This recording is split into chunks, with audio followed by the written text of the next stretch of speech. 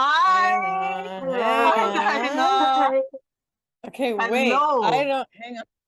I don't hear you. Hang on. Say something. Yes. Hello. Welcome. And good morning from Asia. Good morning. Good evening.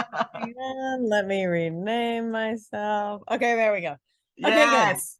good. Hi, everyone. It's such a pleasure and honor. Thank you so much for giving us this honor of gracing our little Asian chit chat Zoom room. And giving us the Asian fans opportunity to meet you and chat with you. 100%. Hello. Gee, we met when I was in Florida. Yes, we did. Yes, we did. Yeah, it's been a while. I saw you, Alicia, in person, and then I saw you on Zoom, right, in Florida. Yes. Yeah. You remember? See, I told Sai that Diana will remember. How do you say your name? You all have to introduce yourselves. We will do that. We will do that. Yeah, we can't wait. Actually, Diana, we will take turns to introduce ourselves so that you get to know who we are. And at the same time, this is really a chat session because we are not professionals. So we will leave the formal interviews to the professionals. Okay. Yes. Okay. So we will also take this opportunity to share with you some of our local cultures and local places of interest. I think you will find this familiar. I remember you mentioned. I do. I love that background. Yeah. Yes. Okay. So I'll start. I'm Alicia from Singapore. We met. Had the pleasure of meeting you in QFX in May. Behind me is a very familiar place, I believe. It's one of the most Instagrammable place, one of the top Instagrammable place, which is the Marina Bay area. And you'll see here the three tower blocks is 55-story high. It's the Marina Bay Sands hotel. I've been to the top. You've been to the top. Fantastic. It is amazing, right? It's the Sky Park, and then also the infinity pool. Yes, it's the sunset. I saw it. I never got to go in it, but I saw the infinity pool like above me because I was on one of the decks. And the Sky Park. I'll bring you next time. I'll bring you. Yeah, the next time you visit, I'll bring you to deep into the pool, infinity pool, because the sunset is amazing. From the pool area is just amazing. Yeah. Just okay. The moral of the story has always been: the next time you visit Asia, please connect with us, your fans. You have so many fans in Asia.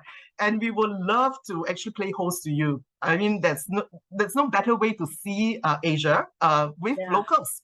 Yeah. So that's this is actually my thank you, and we will take you up on that. Yes. That's awesome. Awesome. So this is actually one of my favorite places in Singapore, and it's got this amazing river area. I don't know whether you managed to walk down the river. All the way down. Yeah, a long way down. Anyway, yeah, cool. It's at the Esplanade and so on. So the riverfront is really is actually my comfort place. Very often I go there, just sit by the river and just watch the time goes by. So it's in fact a lot of these places there is actually built on reclaimed land. Singapore is very small, so they actually kind of reclaimed with sand and all. And in fact, the entire Marina Bay Sands Hotel is actually built on top of reclaimed land. Yeah, so that's that I didn't know. Hey, see, pass me the that over there. Look, you'll like this, Alicia. Pass me. Oh, cool. Something from Singapore, yeah. That there, over there, to your right. Yep. Oh, Malayan! Yes. It's right on my shelf, right there. So I have my lucky charm. Yeah, so cute. Okay, so I'll now pass on to Shawns. Okay.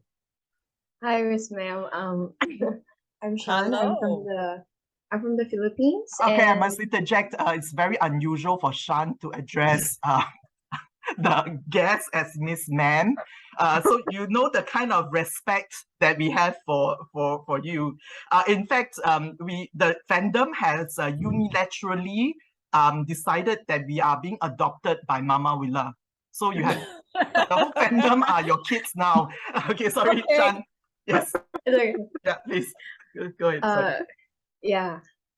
So this is the Banawi rice terraces, or the Hagdan Palayan.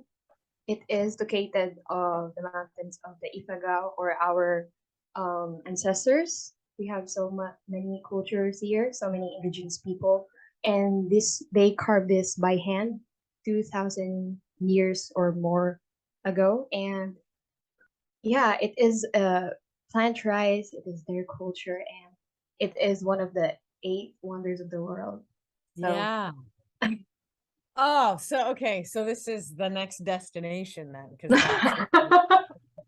It's amazing. Philippines is amazing. Yeah. Yeah, never been. It's stunning. Oh, I must go. And I will pass this on to Aisha. Okay. Oh, Hi, come here. You can bring him to me. Okay. Zoro.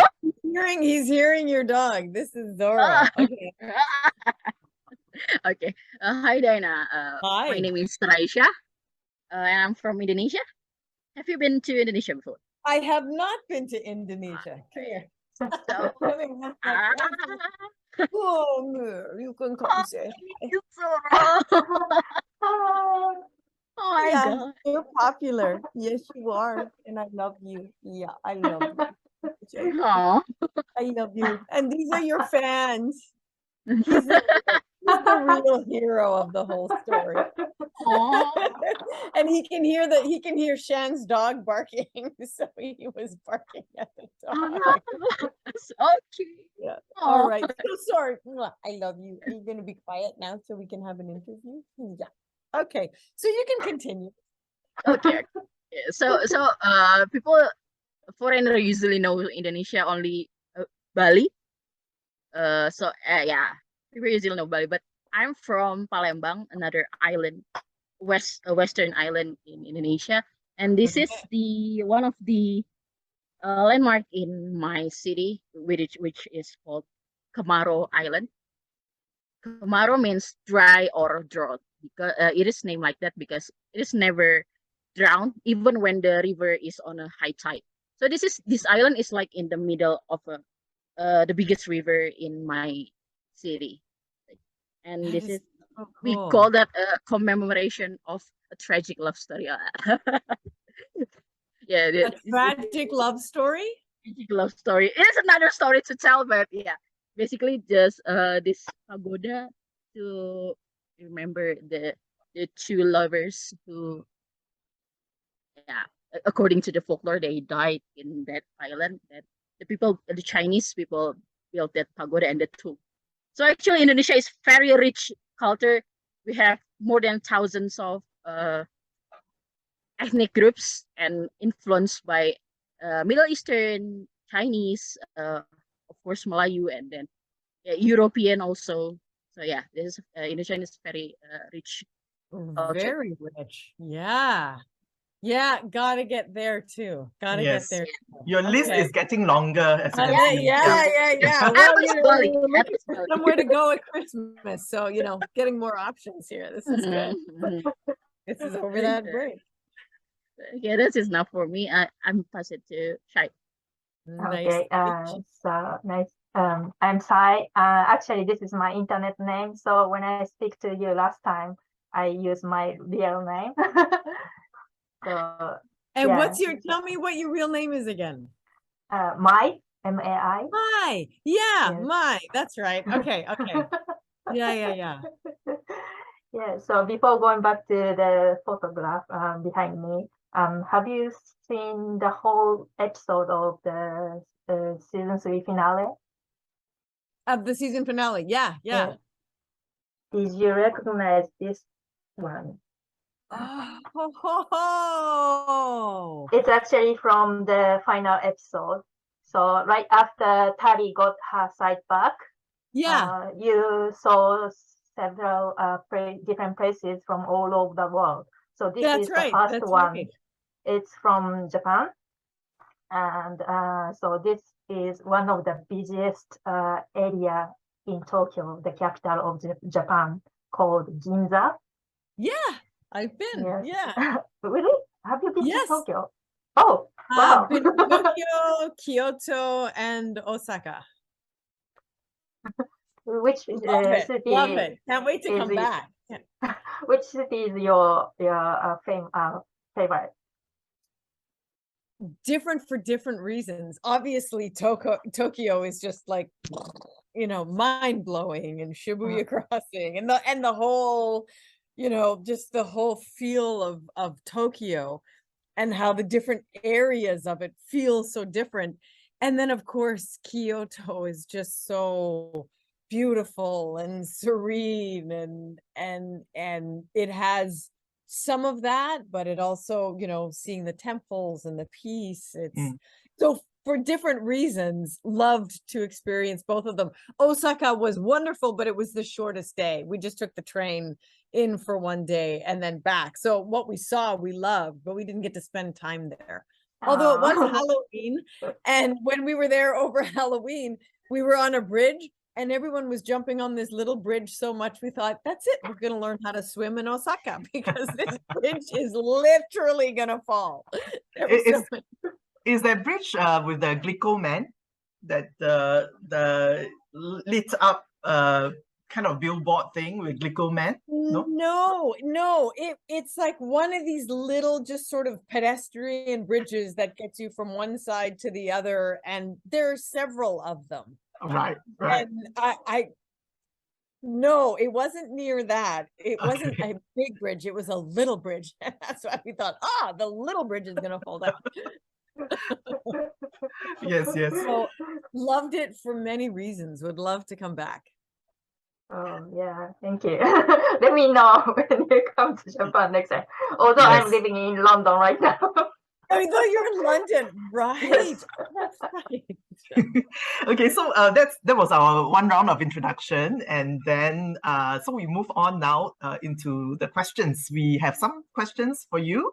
Yeah, but we are not very sophisticated fans, so just asking some fan-related questions. Yeah. Well, and I'll tell you, I'm sitting here in Vancouver, in Canada. I should do our land acknowledgement as well. And I'm sitting on the grounds here of the Tsleil-Waututh and the Musqueam and the Squamish people on our unceded territories here.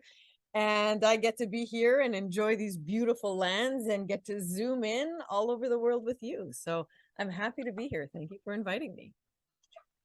Thank you for gracing us with this honor. Yeah. Absolutely.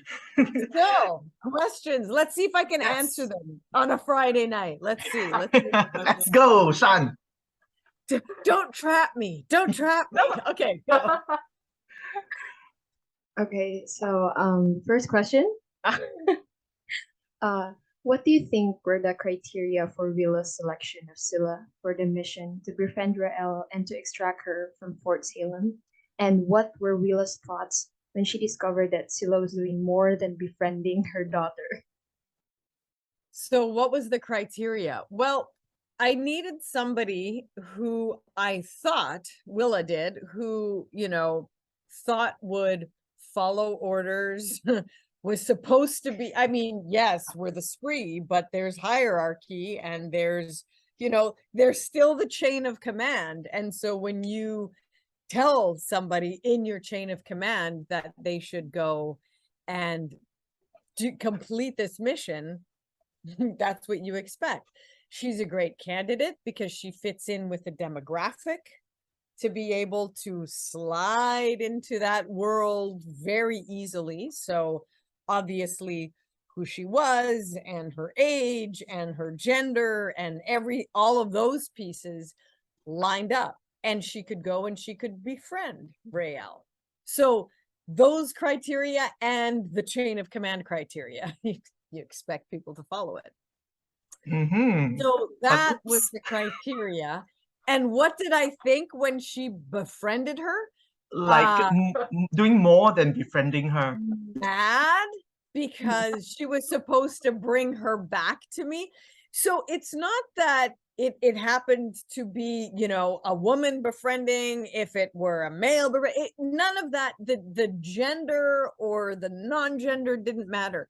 It was the fact that she didn't follow my orders. And that's what made me mad, because I had one mission. My daughter was supposed to be extracted and brought back. So whomever was going to be sent out to do that needed to do that. So in the beginning, not great. But then I needed to, you know, figure out what the mindset was and, you know, go to plan B, because she didn't bring her back. So I had to, you know, instead of berate her and possibly end her life for not following orders, I had to figure out, you know, how I was going to make, you know, translate this into a mission that could be accomplished. Does that answer your question? Yes, definitely. And in fact, at some point, fans were actually very concerned when, like, you sent a spree agent to choke Cilla to warn her. Yeah, you know. So fans were actually concerned whether has Willa been able to see everything that was going on in that bedroom? I'm just asking for the fans. It's not actually my question. I just see many questions on Twitter, and then I'm just a messenger, Dana. You know, Willa does obviously have those abilities to, you know, she can see through mirrors and send messages through the balloons, and there's lots of powers that Willa has. But, you know, here's the thing. It's not about how Cilla brings her back. It's that she was supposed to. So Willa's not as concerned with the how, just that it happens. So, you know, them falling in love becomes the problem, because then Cilla decides to go against Willa. But, you know, if she has to seduce her to get her out of there, I don't really care. I just need her to come home. Yes. So like a mother whose kid doesn't listen to them, or whose friend or whatever doesn't listen, that is what, you know, makes her angry. So tactic aside, did she follow through? And then when the tactic translated into this love connection, I mean, that's, you know, Willa had to take a step back and understand that, and understand where Cilla thought she was protecting protecting Raylla. Yeah. So, you know, and that takes a little while when you're as strong-willed and strong-minded and a force of nature like Willa is, and doesn't take the answer and is willing to go rogue. Yeah. And so, you know, yeah. That's how I'm going to answer that question. And keeping it out of the creep zone. But it's funny that it's confusing, because we will never hurt Cilla and following order in one sentence. It's like, it's impossible. She has got something against authority, I think. Yeah, totally.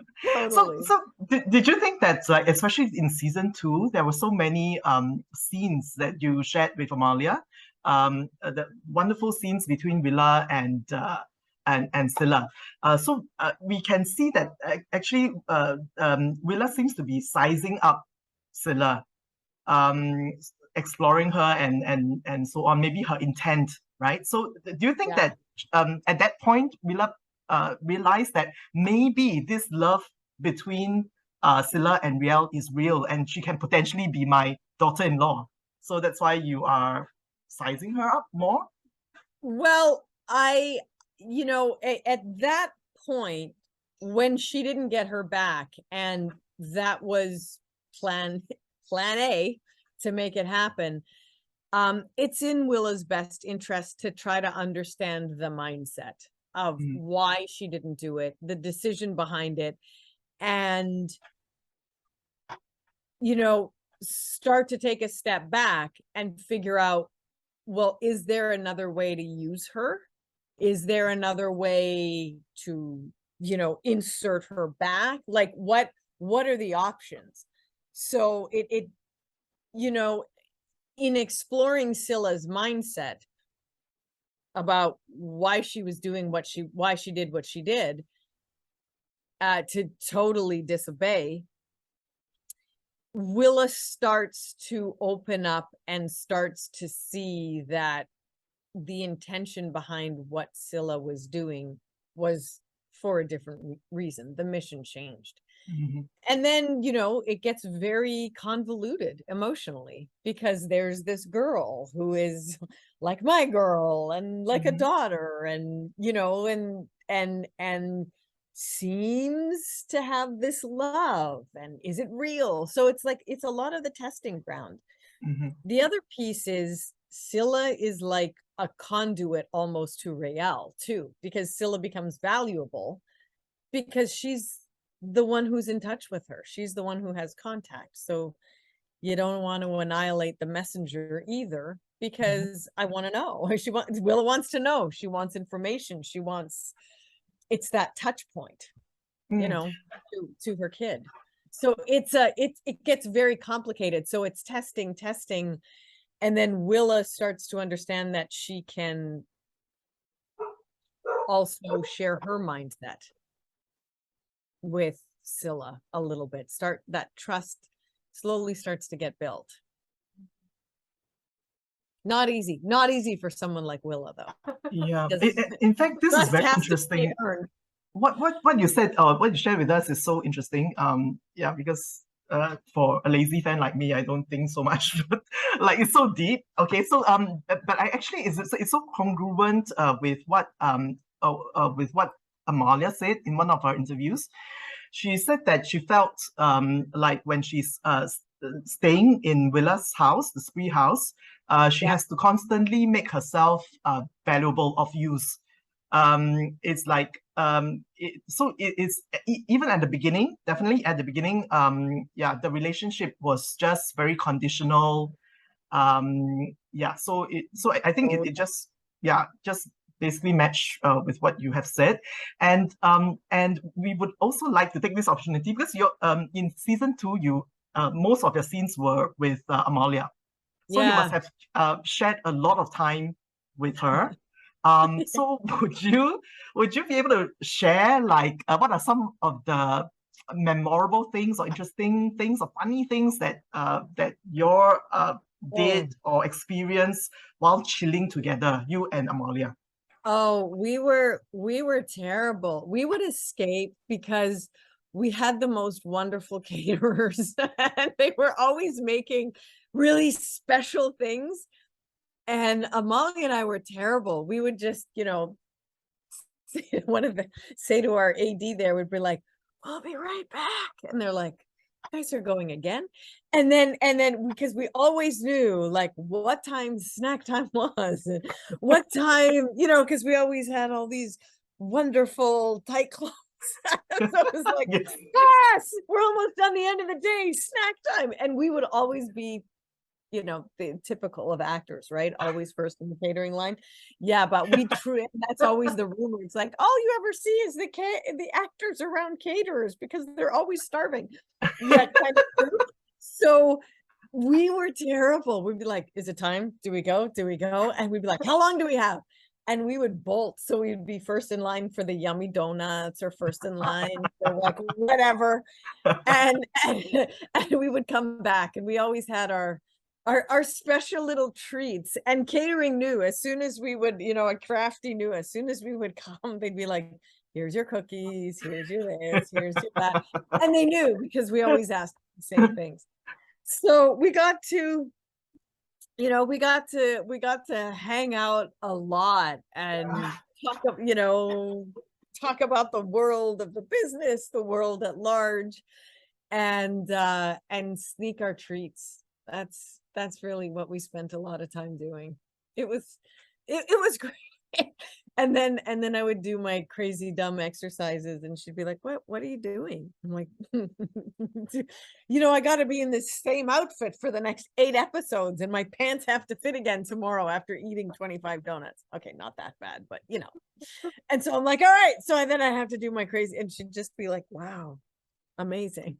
They got to change more than I did. I had to I would be in like episode after episode because, Willa came back with no clothes, I guess. Although the clothes I had were awesome. I loved every piece of wardrobe that I got to wear. I loved my wardrobe. But, I spent a lot of time in certain things.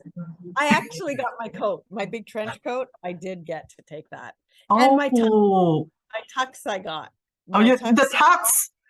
Oh, that is awesome. That is awesome. That's awesome. Yeah. So you slay with that. That scene, season 2. Sparkly bum jeans. I walked away with my sparkly bum jeans too, because I liked the sparkle. Okay, but that aside, so we really, it was really nice. It was really nice to spend so much time with her, and we just got a shorthand for our scenes. We would talk a lot about the relationship between the characters, and we would joke around and goof around and work hard and play hard. So it was nice. And then we got to, it, because Willa, it's kind of the first time she cracks. Like she cracks open, it's like, and cracks open with Scylla. Scylla's able to do that and gain her trust. And so, we spent a lot of time talking about what that looks like and, that special relationship that they had. So I think that chemistry that we got to have together, that was very easy and natural, then got to translate, and she was wonderful. And the chemistry is really there. There's so much things that are unsaid, just like most of the characters and relationship in Motherland, Fort Salem, unfortunately.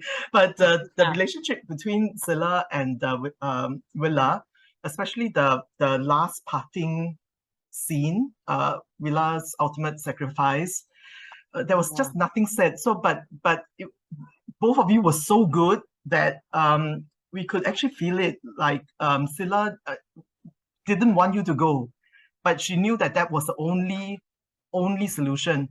So there was nothing said, and yet so much was said. It was just amazing. That few seconds was just amazing. We could actually feel the love and the relationship that has actually developed through season 2 between these two characters. So just wonderful, Diana. It's just amazing. Thank you. That was quite the day. That day was. It was interesting because we talked about that moment, and the moment when I go through the door and I close it, like after I come out and take off the jacket, I get to take off the jacket, which was very sad. I didn't want to lose the jacket, but practical. And so I lose the jacket, and then say my parting words, and then I go through the door. And we talked about that moment, and we tried it a few different ways, and it never felt right just to go through the door and close it and leave. It was like almost that unspoken moment of saying goodbye to her. Like, now I say goodbye to another daughter, who she kind of became another daughter. And so kind of that pain of, and now I'm intentionally shutting the door, and that's going to be the end of this. So we and working, talking to the writers and working with the director and crafting what that moment looked like. And it was like, yeah, they really need to have this, like this kind of silent goodbye, because again, it just is heartbreaking to have to leave another one, who became such an important part of Willa. So it was really, that was a tough, that was tough. That was a tough day for sure. Yeah. that episode was so heartbreaking, but let's not get into that because it will make me cry. But okay, let's move on. All right, to, I won't do that. I won't do that. Yeah, let's move on to Raisha. Yeah. Your question, please. Yeah. So I'm gonna move on to season 3. But actually, my question is, when did you know that you will be back for season 3? And then, but actually, I guess that you will be back. You will be back. You know, And then, I was very honored for the whole thing to be able to be brought back from the first season into the second season and then into the third. It's like the Willa that just won't die. And so which I was happy about. And so, you know, as we, during season 2, as we were all talking, and I was talking with, you know, Elliot and Brian and Amanda, and you know, talking with the writers and having the discussions, and you know, they were constantly toying with the idea of, well, we need to explore certain things, like it doesn't feel like it's over, you know, and I agreed with that with all my heart. I agreed with that assessment. And so when we shot Willa on the very last day of my shoot day of season 2, which was actually when all of the witches were burning, and I was telling the story of Alder and the first song, and that was actually my last day of filming. So as you know, we shoot out a sequence, and whenever you leave or you're wrapped in a show or you're wrapped in an episode, you know, everybody, they're always so lovely, and everybody says, oh, okay, this is Diana's last day for whatever episode, whatever, blah blah blah, and everybody claps, and it's very nice, and they do that for all the actors. And so they said, all right, this is Diana's last day in episode 2, you know, and the cast and crew clap, and I'm like, ah! And it was all very sad. And then I went and, you know, was saying thank you to everybody, and I was, you know, saying thank you to the producers, and they're like, but it's a season wrap, not a show wrap. And I'm like, from your lips to the network's ears, you know, so everything has to get network approval. And I thought, okay, we'll see where it goes. So, you know, there were mumbles of what might be, and then that's what they said. So I figured something was happening. And then, you know, you get the lovely call from your agent and then say, this is what they're thinking. What do you think? You want to go back? And I was like, nah, I don't Why would I want to go back? So I was like, hello, yeah. So that, yes, that's a hard yes. So that's, so you never know for sure, but that was a good indication that something was coming. I felt the tension when you told the story. Yeah, because I was like, and everyone's clapping. They're like, bye, Willa. And I was like, you know, but a lot of them, because it was very much kept under wraps, you know, that when I did die in the show with Raylla, nobody knew that I was actually coming back to do, you know, and then we have the nightmare sequence, you know, and nobody knew. So and I wasn't, you know, obviously allowed to say anything. And so people were like, I can't believe this is your last day. I can't believe this is it, you know, and that was like, you know, several episodes before the final in season 2. And I was like, bye, you know, being the actress that I am, I didn't let on. So when they were like, episode, and you know, and it was so much fun because there was such wonderful camaraderie with the crew, and obviously the people who had seen the next script knew that I was coming back, but not everybody had. So that was fun. The Willa that just kept on giving. So, yeah, we're just so ecstatic when we saw you on screen.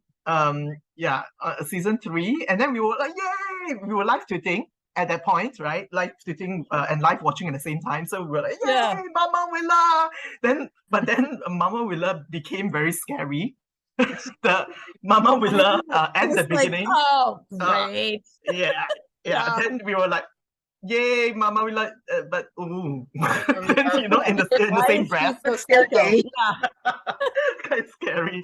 Yeah. Sorry, Rachel, you have a follow-up part. Do you want to ask the part? Well, oh yeah, I'm giving you the 20-minute answers. Sorry, I'll cut it short. We spoke about your interaction with Amalia, and that with season 3, I think the COVID restriction is more east at east, right? So how was it like for you to interact and meet more people in the cast and crew? Oh, in season 3? Yeah.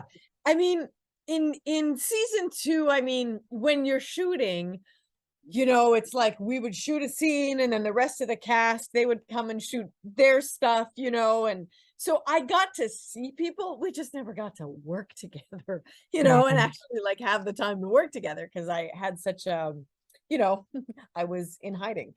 So it was like any time that Amalia and I would cross days over, like we didn't work together, but she would be on set on the same day that I was. So we'd get to see, I'd be like leaving and she'd be coming. It was like, oh. So that was always such a nice reunion. And it was great, you know, it was great to, well, I got to see, I got to work with the actor who plays my husband. So I got to work with Rothgar, so Edwin in the show, in the nightmare scene, right? Because I kind of blow them apart. Lots of fun. And so it was nice to actually have the reconnection scene when we got to actually have a real scene in the 3rd episode, which was just heartbreaking. Right. And you know, so I got to see some old friends, Quinn, and work with, you know, I got, of course, get to work with my kid again, my little Raylla. So yeah, we get to hang out and then of course work with my husband. So it was nice. Yeah, I mean, it was nice. I missed working with Amalia though. We did actually one day when we had the crossovers, and we did, you know, get to shoot some of those scenes together that we did get to shoot. You know, we were right back in the habit of running over and getting our donuts. 25 donuts. Yeah, getting our 25 donuts. You know, we were right in the middle of doing all of that again. So it was so sweet. But which actually just leads in very nicely. You mentioned the scene. That I think the episode is book club, right? I think it's book club. It's such a beautiful episode. It's such a beautiful episode about family, love, forgiveness, reunion, and all that. So it's really wonderful. I think Sai has a question for this. Sai, please. Yeah. So speaking of Edwin, so the episode in 306 was so sad, but also it's very, very beautiful. So how did you prepare for the scene? Because you didn't have the time to spend with Edwin in previous episodes. Only in 208, the Deligeral scene. Yeah, yeah. You so know, just slit Raylla's throat. Nothing serious. Yeah. yeah. So do you have any background story with Edwin, or could you tell us how did you shoot the scene? Oh, that was another brutal day. In a good way, in a good, like, fun actor brutal day. So yeah, it you know, because I you know Rothgar, so that's nice because, like, as humans we know each other a little bit, and because we got to spend that time before, it's good because even though we had that weird nightmare scene in season 2, you know, there's still those moments where we talked a lot about their connection. And so that it was really nice coming into season 3 because we got to just build on, you know, what used to be, I mean, for me, it was a nightmare scene, but you know, there was love, so much love there. And so, you know, as we were reading the lines together and we were talking about it, Willa is in this funny place because the mycelium is poisoned. That's why Willa is, you know, a little bit left of center. She's, you know, that's why Willa is so scary, because it's poisoned. And so there's some lucidity, and then the poison mindset, and then lucidity, and then the poison. And so it's, and that's where, when she's having that scene, even the scene where it starts with Raylla on the bed and she's hearing Quinn and she's talking to Quinn, and she's like, it's constantly swinging between normalcy and poison, the poison mind. And that was, we talked, you know, that moment is when he grabs her hand and turns her around and she recognizes him. It was like, we talked a lot, and you know, with the writers and director and everything, we were like, how much is that moment able to pull Willa from poison mind into clear and loving mind? And you know, where we we get to, obviously, is you see the result is like when he, because she's not quite right until she turns around and then is coming to that recognition. And so it's like he has that ability, that love has that ability, that history has that ability to pull us into, to really pull us into love and pull us into the moment and pull us out of the poison or out of, you know. And so that was the moment. And it was then just finding, like, from the touch of the hand and then the eyes, finding Willa, finding her way to truth and love and memory and recollection, and again, never having enough time.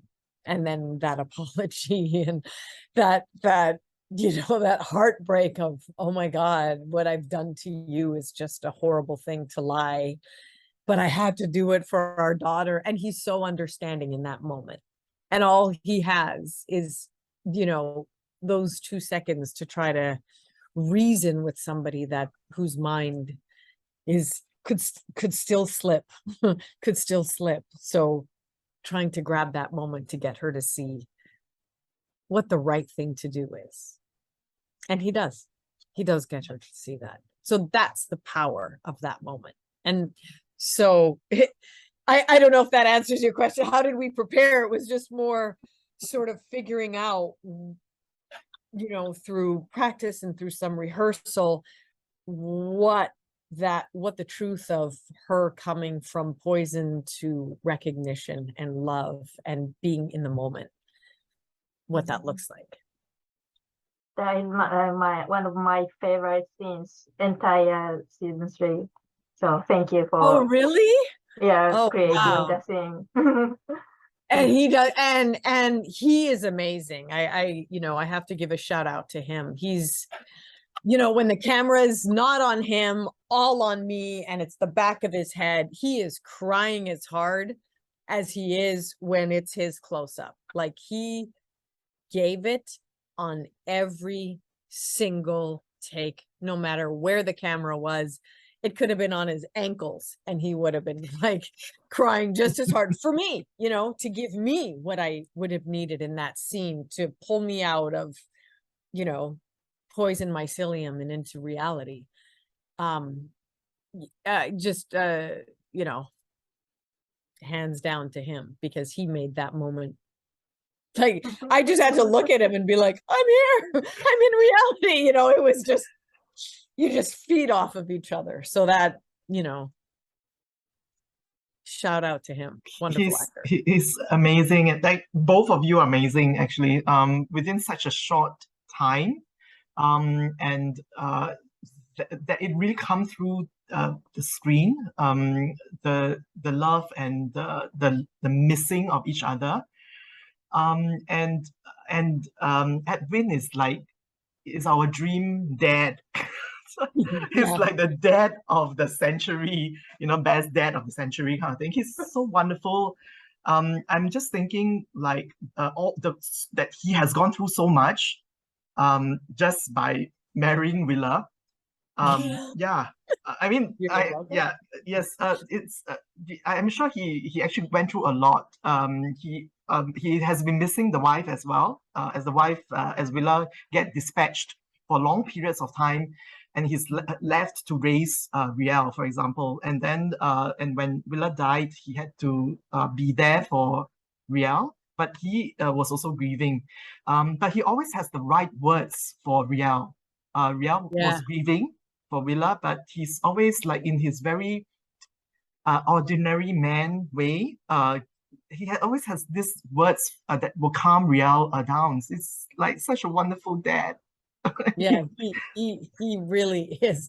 And even what he says, it's like, when Scylla finally tells him that Willa's alive, and he says, he's like, what? But he's like, but on Ray, okay, she must have had a reason, but on Raylla, we always agreed. So like I'm aligned with, like that's just an incredible human being. Yeah, but I did wish that they had actually more closure between Willa and Edwin. They had more time.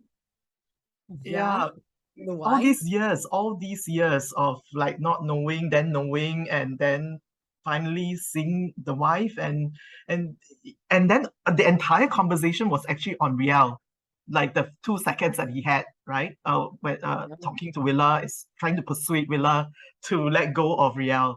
So I wish that there were more time given for closure for these two amazing their relationship, the characters. Yeah, I agree. It was a hard scene for that reason, because we had to hit this note of, my God, hi, I'm not dead, and surprise. And so we had to hit this moment of recognition and profound loss and profound love and reuniting, and talk about none of that, and talk about what's the plan, what's the straight, get your head on straight, and boom, she's gone again. It was a very, very tough scene to craft, because there was no time. Yep. To like, I mean, exactly what you're saying. There was not enough text. I mean, I had a little bit of text. I'm like, I'm so sorry, and I mean, I had a few lines, and then I went into, but I did it for her, and then his response is all about her. And that's it was a tough scene for that reason, because it's like we don't get to talk, so it all had to sort of be there in those moments. Yeah, we need a spin-off or more seasons to look at the backstory, the love story. I bet it would have, it is amazing. Willa and Edwin, what both of them actually went through, all the discrimination and all that, just because it's civilian and witch. So it will be amazing story. Yeah. So we need to fight for more seasons. Okay. Yep. Raisha, I would love to explore that too. I would. Yeah. Yes. Raisha, your question on your question 6. Oh, you're on mute. There we go. You're on mute. Yeah. So, continuing that, what would it be like if we can see Raylla, Willa, Edwin, and Scylla in one place? How would the dynamic would be like? Because I have this scenario in my head. Yeah, I'm not gonna say. But what do you think their dynamic would be like? during I more wanna- normal times when they're not like fighting for their lives. Yeah, I mean, domestic. I think Willa would be cooking up a storm. See, Willa's Mushrooms. not like me. Willa's a good cook. I'm not, but Willa is. Mushroom. So Willa would be cooking up a storm. Willa and Raylla would be singing their hearts out while she's playing, you know, and Scylla would be there and Edwin would be telling stories, and it would just be so, it would be home. And that's what it would be like, which I think would be lovely. That would be nice to see what that would actually look like, you know.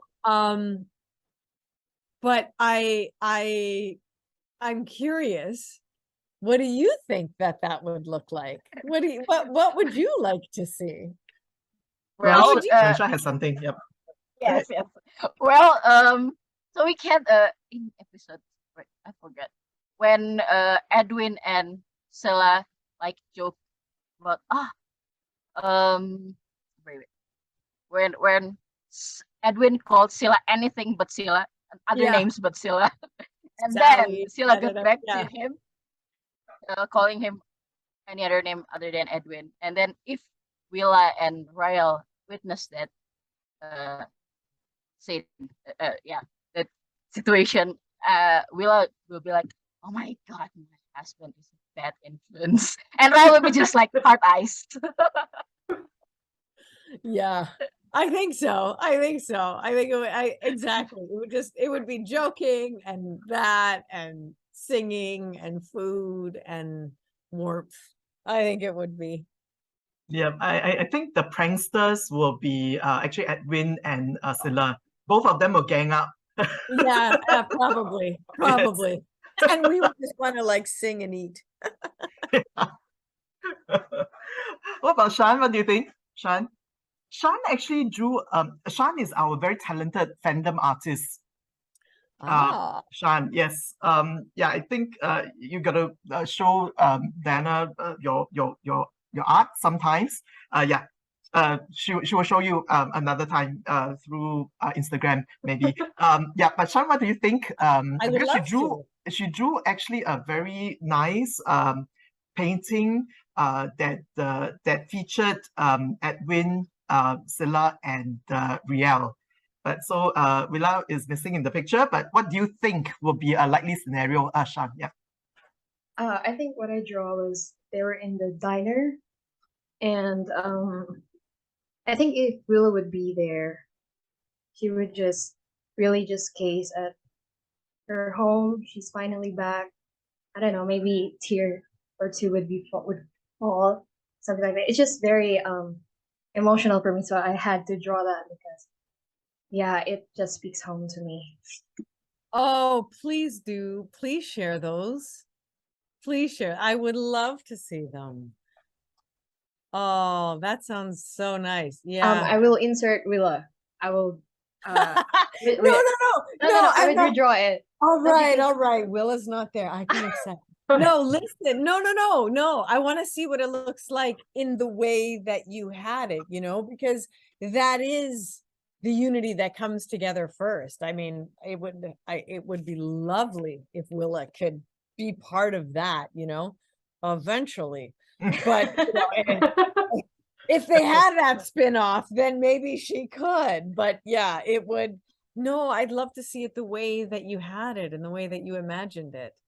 So yes, please do send it along in its original format.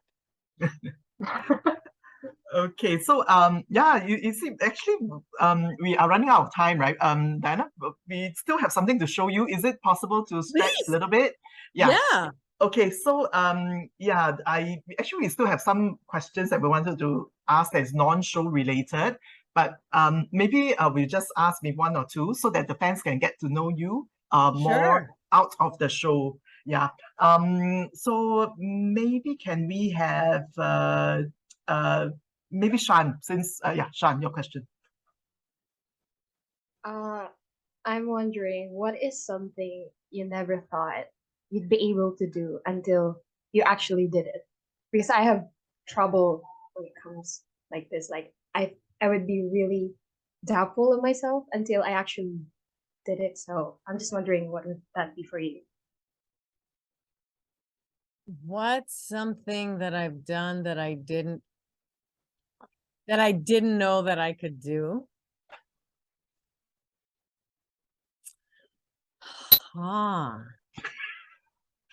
So many things.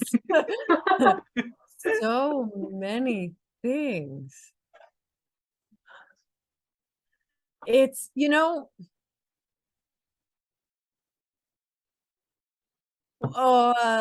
so it's interesting because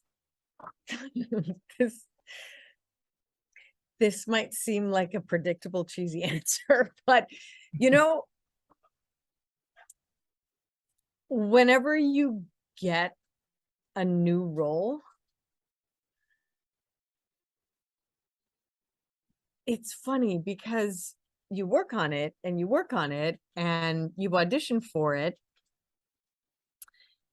and then you have to go do it. And the biggest moment of doubt is that first day when you actually go to do it and you're like, I wonder if I can do this. I wonder if this is going to work, because when you're working on things and your own scenes, they're the way you imagine them in your head.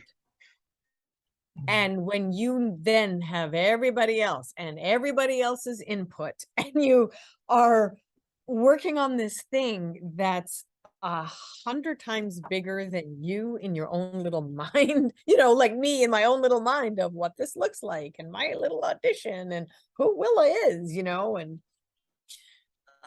it's terrifying. It's absolutely terrifying. And every time I wonder, am I actually going to be able to do this? Like, am I going to be able to do this in a way that is satisfactory and that, contributes to all the great work that everybody else is bringing? And it's really scary. So there's that. And I went skydiving and I didn't think that I would actually be able to do it. And at 10,000 feet, I got pushed out of a plane and I actually did it.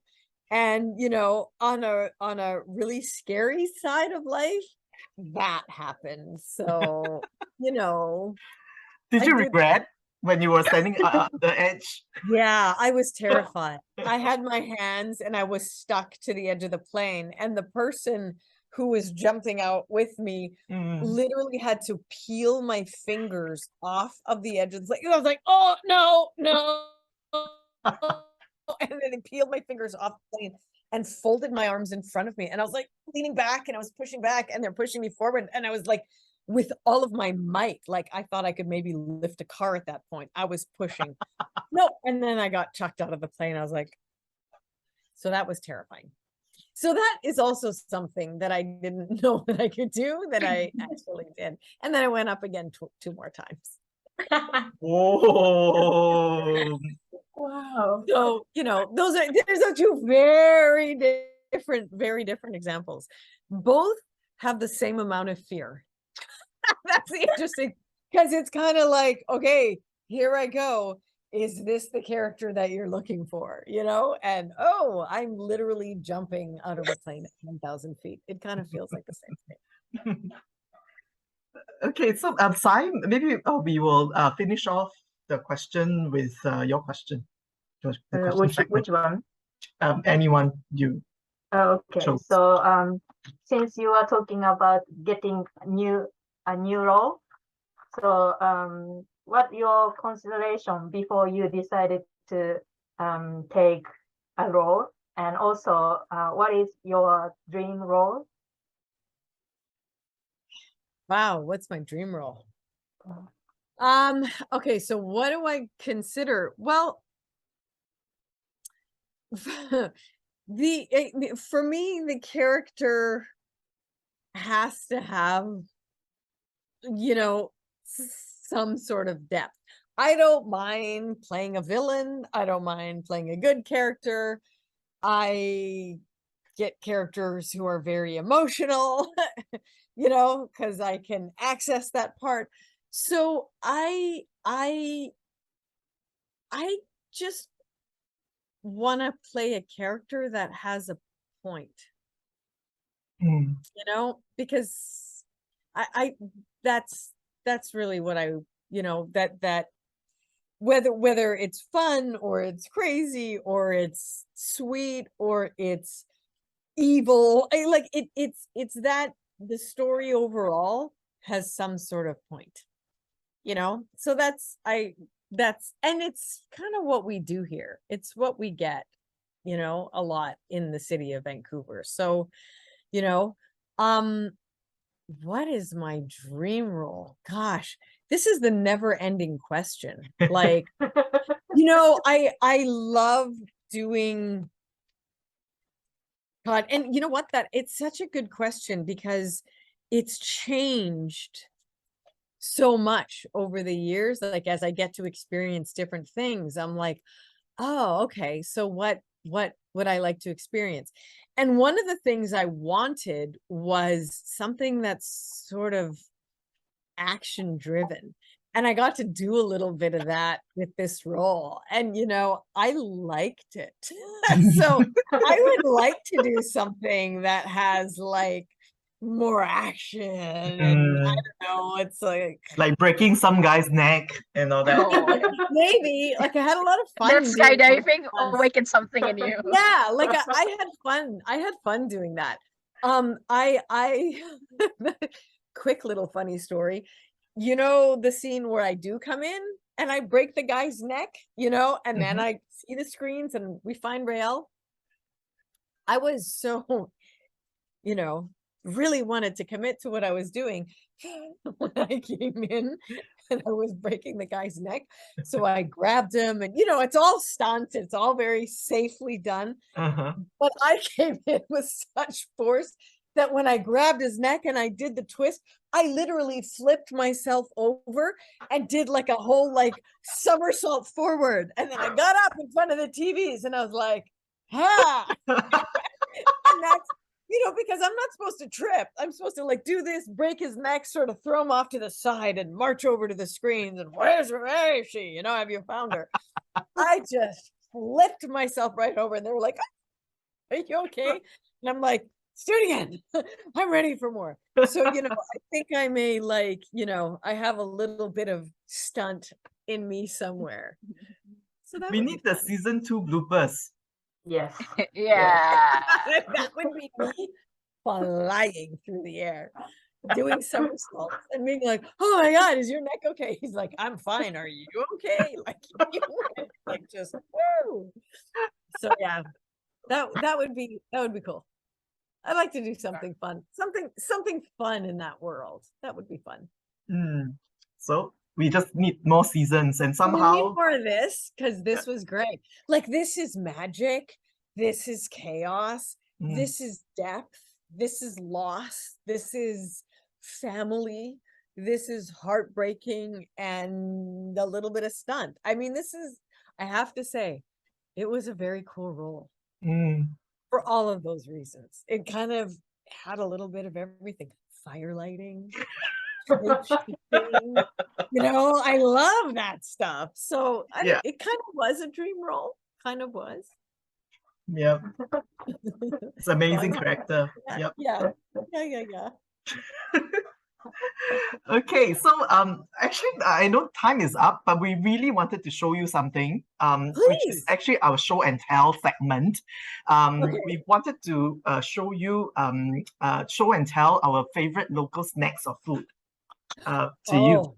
Oh, I love food. In case this hasn't been clearly communicated. It has actually the raiding the cafeteria. Yes, I think it was quite clear. I really like food. I'm a good eater. Yeah. Okay. So as long as I've communicated that clearly. All right. So show me your snacks. Okay, Shawns, go ahead with yours. Unmute yourself. Unmute. Yeah. Oh yeah. Okay, sorry. Can you see? Oh my God. Oh, there. Very simple. Oh, Is that This an is, Egg. we It's call an this egg. kwek. It's covered in orange batter, and we put some cucumber on it. It's cucumber with vinegar and salt. It's a very famous street food, very famous, and so I'm not gonna eat it because it's been stored for like days. And what's inside of it? What's inside of Oh, it? okay. I'm sorry. It's supposed to be duck eggs, but it's expensive, so I'm just gonna. It's an egg. It's an egg covered with orange butter. Oh, Yeah. Orange sounds butter, delicious. you were Yeah. saying? Better, Yeah. better. Yeah. Okay. Oh, So right. that's That our quick. quick. Quick. Okay. Definitely must try. I would love to try that. Gosh, you're making me hungry. It's 10 o'clock. I'm not supposed to be eating right Already now. hungry. It's already making me hungry. That's just the beginning, Diana. We have some more. Sai, your turn. Sai. Okay. So this is sorry, Japanese sweet dumpling. And we usually have this with a sweet bean paste or a sweet soy sauce glaze, and you can find this anywhere in Japan at any time. And but I think I found it in my stomach quite a few times. did You tried you this like before? I it? found it there. Oh, okay. Oh yeah. Actually, I made this for this chat Wow. because I'm living in London. It's harder to find this one. But See, it's this very is easy not to fair. make. This is really, I want to say, this is the worst portion of the entire thing. This is not fair. Oh, okay. All right. Yes, I ate those. They're delicious with that bean. Yes. Okay. But there's nothing inside, right? Sai, is there anything inside the ball? So yeah, I didn't put anything for them. Okay. But usually there's some sweet bean paste or anything you like, you can put it. Mm. Yeah. And since we will have a Harvest Moon Festival soon, so usually we will have this sweets, and while we are enjoying the view of full moon. Yeah. Yeah, we have the Chinese version as well. Yes. Glutinous rice ball. Right. Dessert, yes. And sometimes with the almond paste and sesame paste, sesame seed paste. Are you hungry, That's Diana? it. Yeah, Yeah, I she- am. This is not fair. Okay. Okay, Raisha, your turn. Okay. So you know, Indonesian also have that version of like what's say another. But what I'm gonna show you, like this one. Okay, closer, No, in front of you, in front. Yeah, in front of okay, you. Yes. yeah. Yeah, I saw something that looked kind of like a spring roll-y kind of thing. Mm. Yes, actually, this is some kind of a fish cake. Fish cake. Fish cake. Yeah. Oh, fish cake. I thought you said fish fish egg. I'm like, what? Okay, fish fish cake. cake. Yeah, fish cake. This is the Palembang, my hometown traditional snack. It is made of tapioca and then fish batter, and then you can boil it, or this is the fried version. Oh, Yeah, the fried version. yummy. And we usually serve that with this sweet, spicy, sour sauce. Yeah. Oh, this is- And then they can be made with in various shape and various fillings. So the one that I show you is like just empty, no filling. And then this one you can fill it with egg. So Shan, we have same theme of food. egg milk better. So this is also can be served I with want you to know cucumber. It's that. painful. Similar, very similar. Yes. Okay, so it's my turn. So as Sai mentioned, we are approaching the Mid-Autumn Festival. So we do celebrate that in Singapore too, because we have migrants who originated from China. So we do celebrate Chinese festivals as well. So the Mid-Autumn Festival usually happens on lunar calendar, is on the 15th day of the 8th month of the Chinese calendar. 8th month, 15th day. And that was supposed to be like when the moon is at the fullest and the brightest. Supposed to be, but it's actually not true, I think. Yeah. So traditionally, the Chinese have always been using things like this moon cake. Moon cake. Moon cake. Yes. Yeah. You've tasted this before? Yeah. Moon cake. Yes, moon cake. Moon cake. Yes. Moon cake to as like kind of offering to pray to the gods and goddesses as they celebrate the end of the harvest season while approaching mid-autumn. So that is the usual offering, mooncakes. But the greater significance of this mooncake, I don't know whether you heard of this, is that this mooncake was actually used as like a messaging device. Because during the Yuan dynasty, when China was ruled by the Mongols, a bit of history. In the 13th century, so the Chinese were trying to uprising to overthrow the Mongols, and what they did was they insert a secret message of the time and the place of the uprising, when to do it, and they actually passed this around. And then the Mongols did not suspect anything, and the uprising was successful. So so it gained greater significance because of that, because it's got historical significance. Yeah. So that's the story of the mooncake. I didn't know that. I just finished reading a book about the rise of Genghis Khan. Yes. So that is very interesting. I didn't know about that part. Yes. Wow. So I just know taste buds and what it feels like in my stomach. That's the end of my lesson on the mooncake. So after Yuan dynasty, it ushered in the Ming dynasty. So that was the history behind it. But okay, more importantly, this is the traditional version, which is the baked skin version. Sorry that I'm meddling so much with the hands. So I want to cut it open to let you see the inside. So I've got this disproportionately huge. That is that's like a Willa nightmare. Yes. Nice. You need to put that away or be very careful with it. Yep. Okay, so this is traditionally, actually it comes with different kind of paste. So this one, I like the white lotus seed paste. White lotus seed paste, yeah. So it's got a yolk inside. So it's a single yolk. Sometimes it comes with double yolk.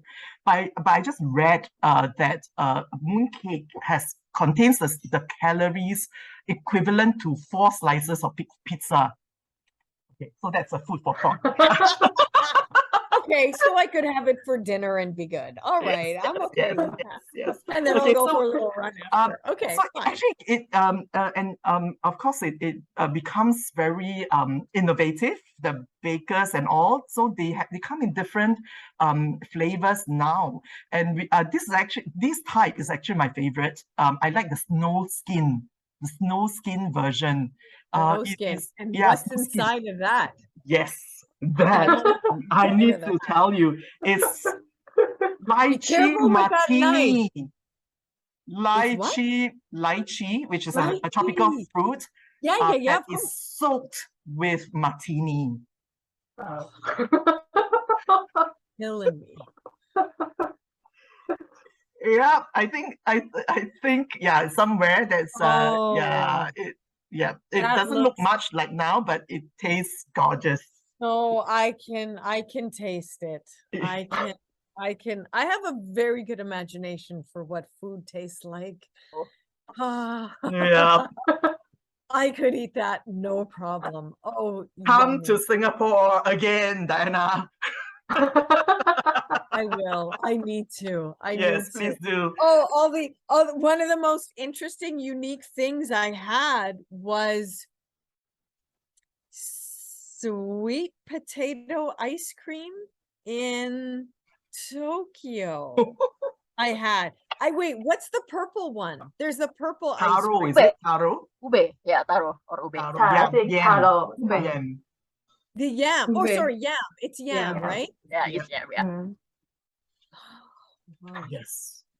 Philippines is also famous with the ube or taro, right? Yeah. Mango as well. Mango, Mangoes. ube. Mango. Oh, Yeah, Yes. there's so many nice food, so you need to make Asian country tour. Come back, I Diana. really- Come Or back. Yes. generation tour. I would love nothing more. You've made me starving, so thanks for that. and thank you for inviting me and for everything that you're doing, because yeah, it's all nice and what's my dream role and what's all of this and that, but none of that even matters if it isn't for people like you who are kind and generous and enjoy what it is that we're putting out there. So thank you for that kindness and for sharing yourselves, because that makes this so much richer. Part of me always wonders, it's like, oh, I don't want this to be, I want to know about you. Like, I know that you want to understand about me and the role and all of those pieces, and I want to know about you because you're the people who drive whether these things move forward. So thank you for sharing that, because it's nice. I feel, for the places that I've been, it feels like I'm back a little bit, and that's nice. So I thank you for inviting me. Thank you for having me here tonight. Thank you for giving your time on a Friday evening. Yeah, it's I mean, some of us prior to this, we had the chance to interact with you, and I will always remember your warmth and kindness. In fact, you were the first cast that I went to approach to do the signature and the selfie, and you so patiently listened to my story, as I told you about my mom. Yeah. You were just wonderful, and I've also heard other switchers who actually spoke to you at QFX, and how you have been so kind and just so present and all that. So actually, the cast is so gracious and so kind. And you just saying yes when I asked you to join us for the post-season finale Zoom party. Yes, it's just so generous, so generous. It just shows this sincere, authentic love for the fandom and wanting to connect with us. Yeah, it's really appreciated. Yeah. My pleasure. It's a pleasure. Thank you for having me. Mama Willa, giving you big a love embrace. Yeah. We hope that we will have another chance. Maybe another time, maybe a different platform. I did kind of mention to you, maybe we can have a Zoom party that involves more fans and yeah.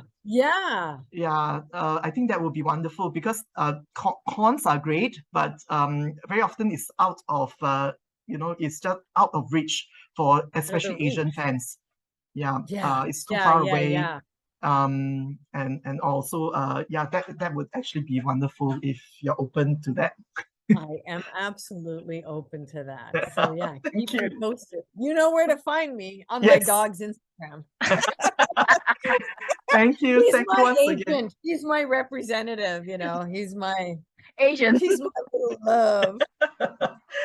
But Diana, before you go, maybe is there any message that you want to say to the Asian fans who are still fighting to save the show? Okay, first and foremost, thank you for being such dedicated human beings to a TV show, and to us, and to the story, and to the pieces that the story represents around representation and fighting for equality and, you know, really taking a step back and looking at what inclusion looks like and what diversity looks like. And, you know, as much as it's just a show, there's many themes and undercurrents at play that I think are very important to continue to push and to keep pushing in these times. So, you know, and where we live often determines how much we can represent who we really are. And, you know, from geographic places in the world to no matter where we are in the world, to places in our own home that accept or sometimes don't accept who we are. So, you know, it's for the enjoyment show and for the pure entertainment of this wild fantasy and the idea of which is great, to all of the undercurrents and important themes that are at play that I appreciate, because that's part of what made this show so interesting, and the role so interesting, and the roles that everyone got to play so interesting. So, you know, I guess my message would be, you know, continue to bring that part of your authentic self forward in ways that are safe, in ways that, you know, finding those communities that can keep building you and your voice. You know, the show was based on the voice being such an important part and losing our voice, and how devastating it is to lose one's voice in the show, literally, and in life, you know, in a figurative way. So continue to find your voice, continue to bring your voice forward, and keep, you know, fighting for what is most important to you, and keep your voice going. Most importantly, keep bringing your voices to the table for the issues that are most important to you. So that would be my message. And fight for that. Fight for your voice, always. So that would be my message. This is so beautiful, Diana, so beautiful, and especially meaningful in Asia. We are still very lagging behind in many areas. So yeah, this is so meaningful to us, the Asian fans. And the show actually is not just a show for all of us. It means so much in so many different ways. So actually, for many of us, when the show was season 3 was announced as the final season, it felt like losing a family member or losing a loved one. Yeah, so that's how much the show means to us. Actually, not only the show. Actually, the show is great. It's actually to me, I don't know whether the rest of the rest of the members agree, but to me, I feel that the cast is what makes it all so magical. Not only because of your exceptional talents, but also because of how you love us and how you saw us. So yeah. You know, it's a symbiotic relationship. We're nothing without you, you know, and what you give back to us is what keeps us going. And that, you know, that continuous connection is just, we're really grateful for it. Very, very grateful for it. So thank you for that. Thank you for that. And truly keep bringing your voices to the table. And, you know, we're here. we're here to stay in touch. Yeah, we're here. So, you know, and now with the world that it is today and how we can reach each other, you know, keep reaching out and keep creating those connections.